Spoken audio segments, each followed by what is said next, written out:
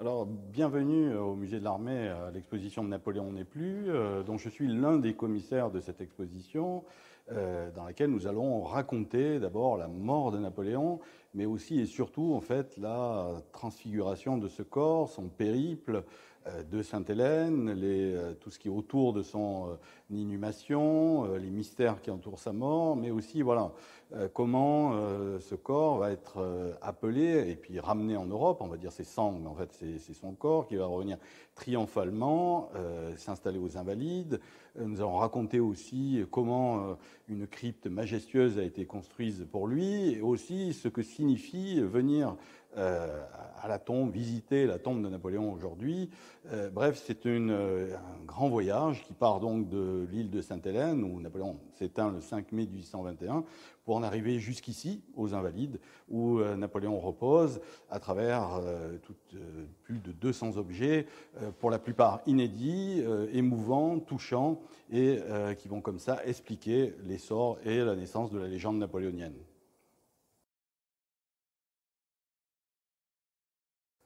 Alors il faut commémorer Napoléon parce que commémorer Napoléon, c'est se souvenir du personnage, d'abord du Français sans doute le plus connu dans le monde et même parmi les plus grands Européens. Donc c'est l'un des personnages les plus considérables de notre histoire, son épopée et tout ce qu'il a pu réaliser évidemment. Mais c'est aussi se souvenir de tous ceux qui ont été autour de lui, qui ont accompagné cette épopée. Alors que ce soit durant son règne, mais aussi à Sainte-Hélène, puisque nous sommes dans l'exposition Napoléon n'est plus, par exemple son domestique marchand, le général Bertrand, ou d'autres figures qui ont comme ça propagé la légende napoléonienne, parce que finalement, comprendre et se souvenir de l'action de ces gens, c'est comprendre notre époque et avoir comme ça plusieurs éléments de réponse, car même si Napoléon a pris une place importante, il n'était pas seul dans son époque, et ce que nous souhaitons, c'est véritablement restituer tout un mouvement, toute une épopée haute en couleurs, et que nous essayons de restituer le plus fidèlement possible.